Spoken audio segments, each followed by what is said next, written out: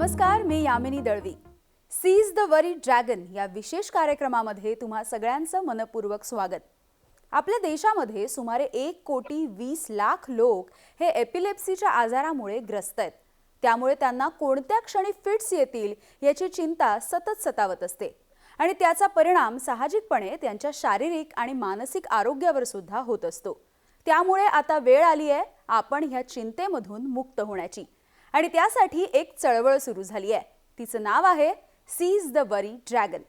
या मोहिमेच्या माध्यमातून एपिलेप्सी या आजाराच्या बाबत जनजागृती निर्माण करण्याचा सुद्धा प्रयत्न केला जातोय आणि यासाठी आपल्या सोबत आहेत doctor Mohnish Bhatjiwale, chief of neurosciences and managing trustee, neuro health foundation Mumbai and founder epilepsy surgery KEM hospital Mumbai. Doctor Vishal Chaphale आहेत आपल्यासोबत, consultant and interventional neurologist, Apollo hospital Navi Mumbai. Doctor Kaustubh Mahajan, consultant neurologist, SL Raheja hospital Mumbai. आणि आपल्यासोबत आहेत doctor Aniruddha More, consultant neurologist and epileptologist, synergy neurology and epilepsy clinic Thane. सुरुवातीला मी जाते doctor Mohnish भटजीवाले यांच्याकडे. Doctor, बऱ्याचदा सीझर आणि एपिलेप्सी हे जे दोन शब्द आहेत ते एकमेकांशी गल्लत करून वापरले जातात आणि त्यामुळे या दोन्ही मधला फरक नेमका काय आहे ते आम्हाला सुरुवातीला सांगा. थोडक्यात साध्या भाषेत सांगितलं तर सीझर म्हणजे कन्व्हल्जन आणि तो एक एपिसोडिक प्रकार असतो. म्हणजे एखाद्या वेळेस बऱ्याचशा लोकांना फिट्स अनेक कारणामुळे येऊ शकते, तर त्याला कन्व्हल्जन ऑर सीझर असं म्हणतात. आपण सामान्य भाषेत त्याला फिट म्हणतो. हा जर वारंवार हा प्रकार जर रेग्युलर राहिला तर ह्याला आपण एपिलेप्सी हा रोग आहे असं म्हणू शकतो. आणि या पद्धतीने हे एकमेकासारखेच आहेत पण या दृष्टीने वेगळे आहेत. डॉक्टर विशाल चाफळे यांना मला विचारायचंय की डॉक्टर, सीझर या आजाराची लहान मुलांमधली नेमकी लक्षणं काय आहेत? एपिलेप्सी मध्ये इलेक्ट्रिकल ऍक्टिव्हिटी ब्रेन मध्ये ऍबनॉर्मल निर्माण होते, त्यामुळे पेशंटला सिम्पटम्स असतात. ही ऍक्टिव्हिटी ब्रेन मध्ये कुठल्या पार्टवर निर्माण झाली आहे त्यावर त्याचे सिम्पटम्स निर्धारित असतात. पुष्कळदा लहान मुलांमध्ये हे सिम्पटम्स माइल्ड असतात किंवा अटिपिकल असतात, त्यामुळे फिटचे निदान करणे specially in childhood can be. पुष्कळदा सीझर्स खूप क्षणिक असतात, म्हणजे फ्यू सेकंदासाठी असतात. त्याच्यामध्ये इव्हन पालकांना सुद्धा माहित नाही पडत की हे फिट आहे किंवा हे फिटमुळे चेंज झालेले बिहेवियरल चेंजेस आहे मुलांमध्ये. पुष्कळदा सीझरची लक्षणं जी असतात सीझरच्या टाईपवर डिपेंड करतात. कॉमन सिम्पटम्स इन चिल्ड्रन म्हणजे स्टेअरिंग लुक, त्याच्यात म्हणजे आम्ही म्हणतो की पेशंट क्षणभरासाठी एका ठिकाणी एकटक बघतोय, किंवा abnormal posturing of the limbs म्हणजे ताठरपणा येतो. कधी कधी जर्की मुवमेंट्स असतात शरीराचा, कधी कधी हेड नॉडिंग असते, कधी कधी चालता चालता पळून जाणं, त्याला मी ड्रॉप अटॅक्स म्हणतो. हे पण लहान मुलांमध्ये फिट या दृष्टीनं येऊ शकतं. कधी पुष्कळदा लहान मुलं श्वास रोखून धरतात, त्याला मी ब्रेथ होल्डिंग स्पेल म्हणतो. हे पण फिटच्या लक्षणं असू शकतात. पुष्कळदा टीचर्स कंप्लेंट करतात की हा लक्ष देत नाही शाळेमध्ये आणि याचं शैक्षणिक प्रोग्रेस थोडी स्लो झाली आहे. हे पुष्कळदा अपसिन सीझर मध्ये होतं, जे लहान मुलांमध्ये खूप कॉमन असतं. ह्या सगळ्या गोष्टी समजा येत असेल तर पालकांनी इमिजिएटली आपल्या केअर गिव्हरशी कॉन्टॅक्ट करावा आणि दाखवावं, कारण हे सगळे आखरीचे लक्षण असू शकतात. म्हणजे पालकांनी ही जर लक्षणं मुलांमध्ये आढळली तर तातडीने डॉक्टरांकडे दाखवण्याची गरज आहे. डॉक्टर कौस्तुभ महाजन यांना विचारायचंय की डॉक्टर, एपिलेप्सी हा आजार जो आहे किंवा ही जी व्याधी आहे ती संसर्गजन्य आहे का? म्हणजे एखाद्या व्यक्तीला जर एपिलेप्सीचा त्रास होत असेल तर त्याच्या आसपासच्या व्यक्तींना सुद्धा तो होऊ शकतोय का? तर सिम्पली पुट नाही, याचं उत्तर नाही आहे. त्याच्यासाठी आपल्याला एपिलेप्सीचे कारण का होतं ते कळायला पाहिजे. जेव्हा मेंदूमध्ये काही सर्किट्स ओव्हर फायर करतात तेव्हा फिट्स येतात आणि जेव्हा हे वारंवार होतो तेव्हा एपिलेप्सी म्हणतात त्याला. ते असं का व्हायला पाहिजे मेंदूमध्ये? तर रक्तामध्ये काही प्रॉब्लेम्स कमी जास्त झाल्यावर, एस्पेशली कॅल्शियम कमी, मॅग्नेशियम कमी, ग्लुकोज कमी, सोडियम कमी, तर होऊ शकतात फिट्स. किंवा ब्रेन मध्ये काही स्ट्रक्चरल प्रॉब्लेम असल्यावर, जसं गाठ असो, ट्युमर असो, ब्लिडिंग, हिमरेज, क्लॉट्स तर येऊ शकतात. तर एवढे सगळे कारण असून कधी कधी आम्हाला काहीच कारण भेटत नाही, त्याला आम्ही अनप्रोवोक्ड सीजर्स म्हणतात. बरं. युजली हे अनप्रोवोक्ड सीजर्सचे प्रोग्नोसिस चांगला असतो आणि त्यांच्या गोळ्या लवकर बंद करू शकतो आम्ही. बरं, तर इट म्हणजे is not contagious. It is not म्हणजे कंटेजियस. संसर्गजन्य नाही आहे मुळामध्ये हा आजार. नाही. ओके. डॉक्टर अनिरुद्ध मोरे यांना विचारायचंय मला की डॉक्टर, खरं तर हा आजार किंवा अशा प्रकारे ज्यांना त्रास होत असतो त्या व्यक्ती म्हणजे त्या उभ्या आयुष्यभर त्या चिंतेमध्ये जगत असतात, मात्र या आजाराबाबतची जी चिंता आहे, जे टेन्शन आहे, ते कशा पद्धतीने आपण कमी करू शकतो? तर बघा, एपिलिप्सी या आजारासाठी आजकाल आपल्याकडे फार प्रभावी औषधोपचार आहेत, अवेलेबल आहेत आपल्याकडे ऑप्शन्स खूप जास्त.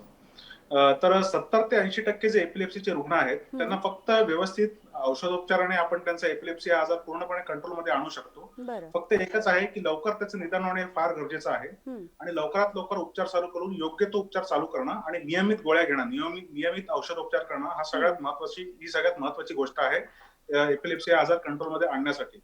पण हे 70 ते 80% जे कंट्रोल होतात औषधोपचाराने, त्याच्या व्यतिरिक्त साधारण 20 ते 30% लोक अशी असतात एपिलेप्सीचे की जरा 2 किंवा 3 प्रकारची औषधं चालून असून सुद्धा त्यांना वारंवार फिट्स येत असतात.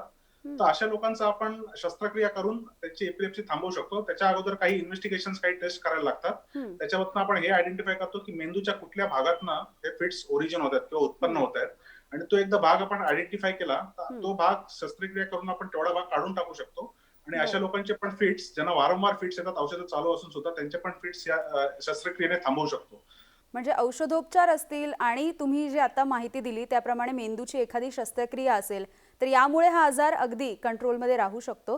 पुन्हा मी डॉक्टर मोहनीश यांना विचारते की डॉक्टर, देशामध्ये हा आजार नेमका कुणाकुणाला आहे? म्हणजे भारतामध्ये हा आजार किती कॉमन आहे, किती सामान्य आहे? डेव्हलपिंग कंट्रीजचा आणि डेव्हलप्ड कंट्रीजचा हा पॅटर्न थोडासा वेगळा आहे. म्हणजे 2011 साली 40 लोकांना 1 लाखामध्ये जर येत होतं तर आता साधारण डेव्हलप कंट्रीज मध्ये 50 लोकांना येतं. पण आता बघा, डेव्हलपिंग कंट्रीज मध्ये, उदाहरणार्थ भारतासारख्या कंट्रीमध्ये पूर्वी एक 10 वर्षापूर्वी जर 80 लोकांना प्रिव्हेलन्स होतं 1 लाखामधून, तर ते आता 140 झालेलं आहे. म्हणजे लाखात. तर एवढी वाढ झालेली आहे एपिलेप्सी मध्ये. अच्छा, ह्याची कारण काय आपल्यासारख्या डेव्हलपिंग कंट्री मध्ये हे वाढण्याचं, एवढं जास्त वाढण्याचं? पहिले म्हणजे हेड इंजरी. आता रोड ऍक्सिडेंट्स म्हणा, रायटिंग म्हणा, कित्येक कारणाने डोक्याला मार लागण्याची प्रक्रिया वाढलेली आहे. दुसरी गोष्ट बर्थ इंजरी म्हणा, म्हणजे जन्म होताना सुद्धा बाळाला ज्या ज्या इजा होतात मेंदूला किंवा इन्फेक्शन होतात, त्याच्यामुळे सुद्धा हा रोग खूप वाढलेला आहे. तिसरी गोष्ट म्हणजे इन्फेक्शन इन जनरल आपल्या इकडे ट्रॉपिकल एरियाज मध्ये, म्हणजे न्यूरोसिस्टिसर्कोसिस, बाकी कॉमनली मलेरिया म्हणा वगैरे. तर काही या रोगांच्या वाढीमुळे सुद्धा आपल्या इकडे ट्रॉपिकल कंट्रीमध्ये वाढलेलं आहे. महत्वाचं एक कारण स्ट्रोक म्हणजे पॅरालिसिस, पक्षघात, हे सुद्धा आपल्या सारख्या डेव्हलपिंग कंट्रीज मध्ये जास्त आहे. कारण आपल्या इथे स्ट्रेस खूप आहे. मी ही ऑपॉर्च्युनिटी घेतो, ही संधी घेतो आपल्या माननीय प्रधानमंत्री आणि चीफ मिनिस्टरजींना हे संबोधित करायला की आपल्या राष्ट्रांमधला जर स्ट्रेस वाढल्यामुळे डायबिटीज आणि ब्लड प्रेशर वाढून स्ट्रोक वाढतो आणि मग स्ट्रोक वाढल्यामुळे एपिलेप्सी वाढतं. म्हणून हे किती महत्वाचं आहे की सामान्य माणसाची दैनंदिन स्ट्रेस कमी होईल तर हा इनडायरेक्टली एपिलेप्सी सुद्धा कमी होईल. आणि last but not the least, again related to stress, तणावाशी अल्कोहोल आणि टबॅकोचं प्रमाण खूप वाढल्यामुळे हे सुद्धा एक कारण असू शकतं.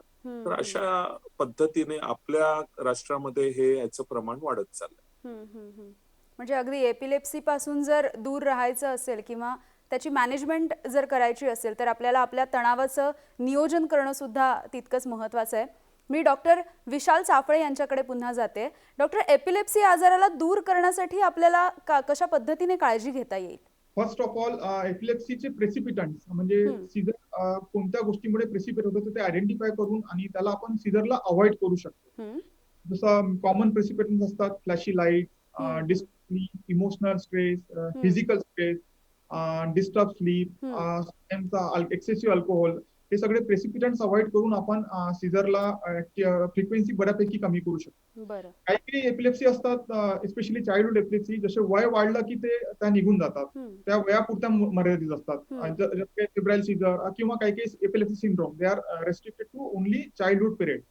पण कधी कधी काही काही सिंड्रोम्स असतात ज्यामुळे पेशंटला त्या औषधी रेग्युलर लाईफ लॉंग घ्याव्या लागतात. सीझरचं कारण वर सीझरचं रिकरन्स अवलंबून असतं. सपोज ब्रेनच्या इन्फेक्शनमुळे फिट आलेली आहे, तर ब्रेनचं इन्फेक्शन क्युअर झाल्यावर पुष्कळदा फिट येत नाही. पण कधी कधी स्कार किंवा स्ट्रक्चरल एपिलेप्सी असते, अशा पेशंटला औषधी बंद केल्यावरही फिट येण्याचे चान्सेस असते, त्यामुळे लॉंग औषधी घ्यावे लागतात. कधी कधी 6 किंवा 3 ते 5 वर्ष समजा फिट आली नाही, तर अशा पेशंटला आम्ही औषधी बंद करतो. त्याला आम्ही tapering off the anti epileptics म्हणतो. पुष्कळदा 80% patient without medicine they do well, पण काही काही 20% पेशंटला परत फिट येते, त्यामुळे त्यांना परत औषधी द्यावी लागतात. मग परत आपण ही सायकल परत रिपीट करावी लागते. एपिलेप्सी आजार आणि त्यावरची उपचार पद्धती यावर आपण तज्ज्ञांकडून डॉक्टरांकडून माहिती जाणून घेतोय. लगेचच भेटूयात मात्र एका छोट्याशा विश्रांतीनंतर.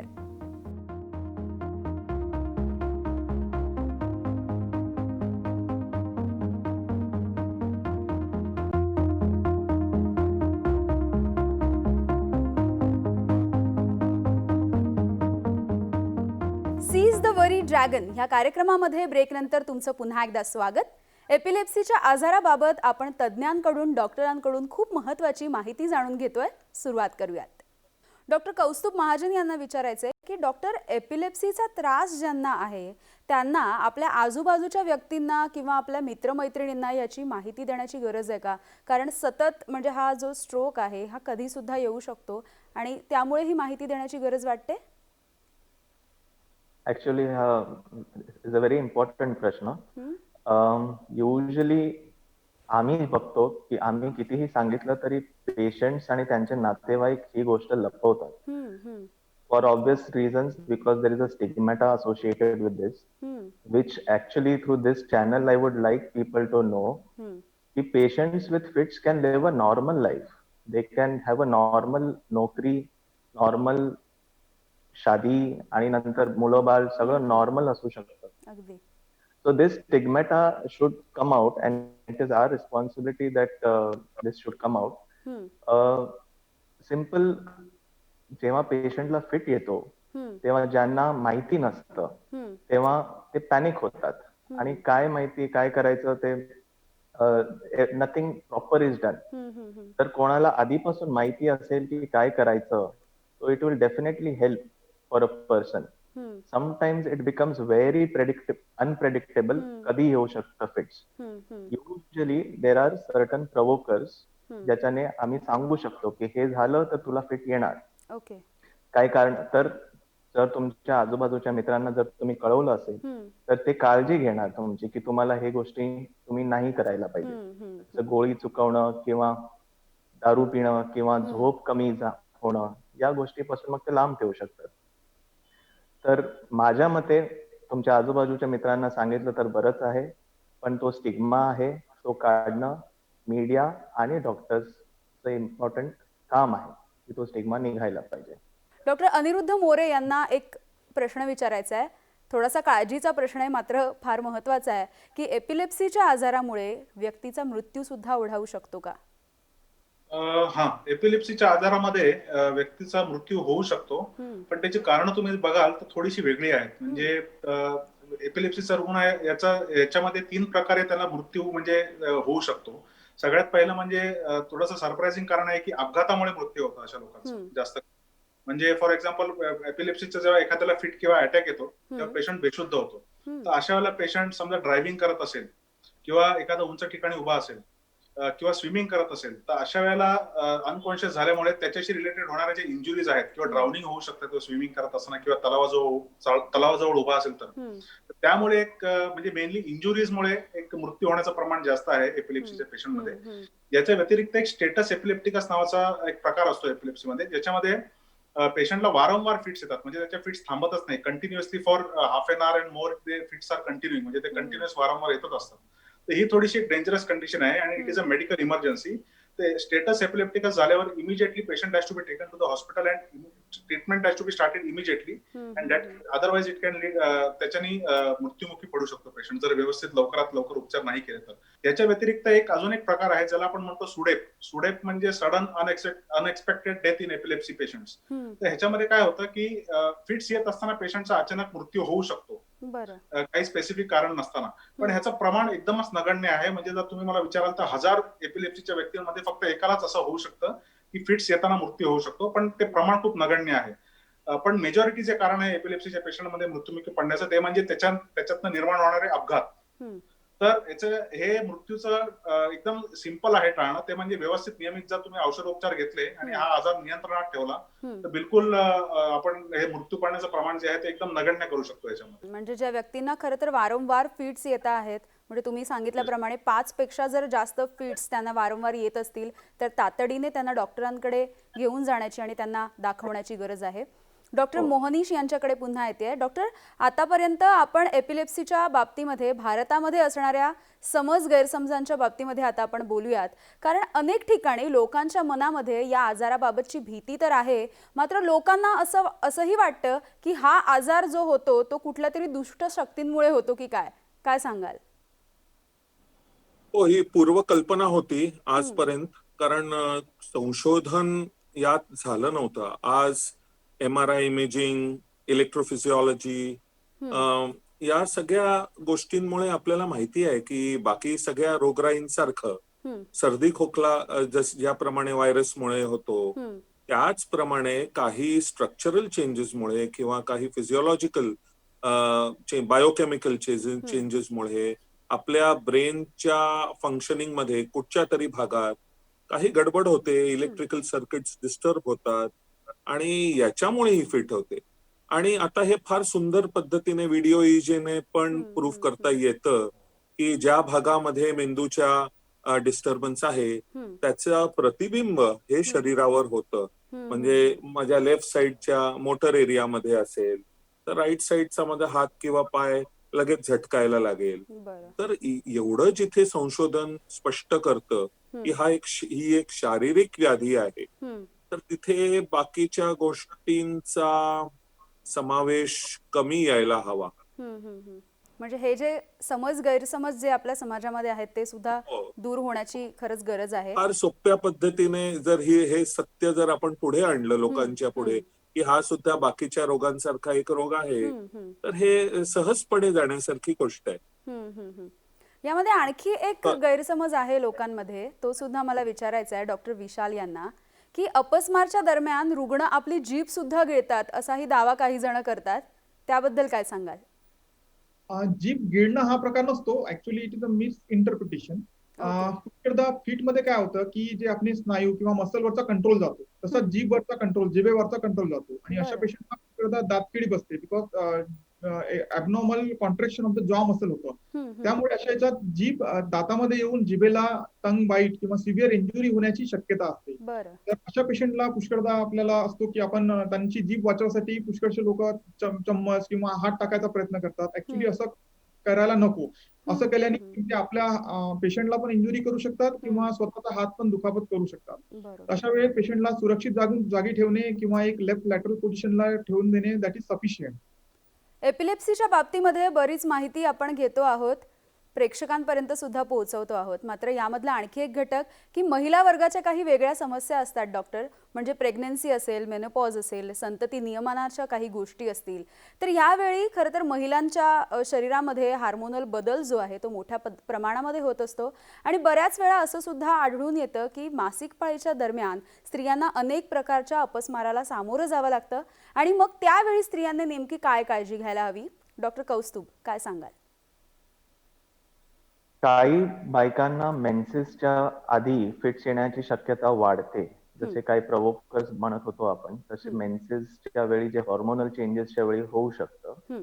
That is not to all females, काही बायकांनाच. आणि त्या एपिलेप्सीला एक टर्म पण आहे, कॅटामेनियल एपिलेप्सी. तर असल्या वेळी या बायकांना माहिती असतं की मला फिट येण्याची शक्यता वाढणार. बरं. खूप पेशंट्सना फिट येण्याच्या आधी 1-3-4 मिनिटं आधी त्यांना ऑरा समजतो, एक वॉर्निंग समजतं त्यांना की मला फिट येणार आहे. त्यांना काहीतरी वास यायला चालू होतो, त्यांना काहीतरी दिसायला चालू होतो. So once these warnings are known, they know की दे गेट अ फिट.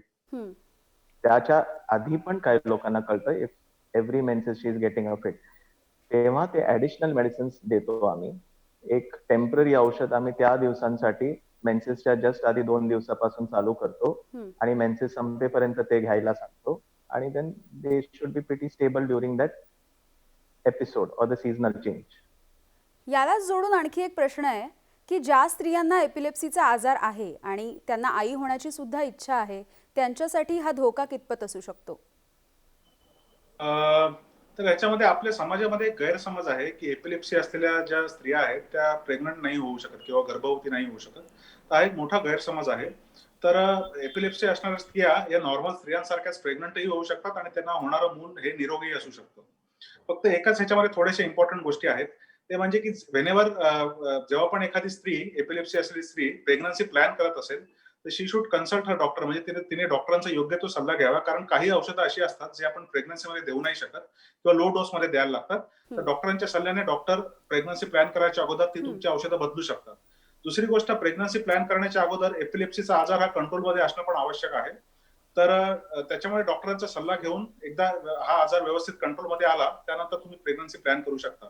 पण याच्या व्यतिरिक्त जर एपिलेप्सी असलेली स्त्री प्रेग्नंट झाली समजा, तर तिने स्वतःहून औषधं आपली थांबवू नये किंवा चेंजही करू नये.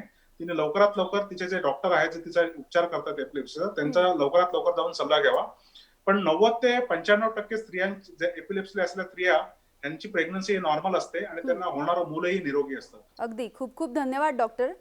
भारतामध्ये बहुतांश लोकांमध्ये आढळून येत असणारा एपिलेप्सी हा आजार जरी चिंतेचा विषय असला तरी सुद्धा आता सर्व तज्ज्ञांनी सांगितल्याप्रमाणे आपण चिंतामुक्त राहून त्यावरती मात करण्याचा प्रयत्न मात्र नक्कीच करू शकतो. या कार्यक्रमामध्ये सहभागी झाल्याबद्दल आणि आमच्या प्रेक्षकांपर्यंत खूप महत्त्वाची माहिती पोहोचवल्याबद्दल तुम्हा सगळ्या डॉक्टरांचे मनपूर्वक आभार. खूप खूप धन्यवाद. थँक्यू. धन्यवाद. पाहत रहा न्यूज 18 लोकमत.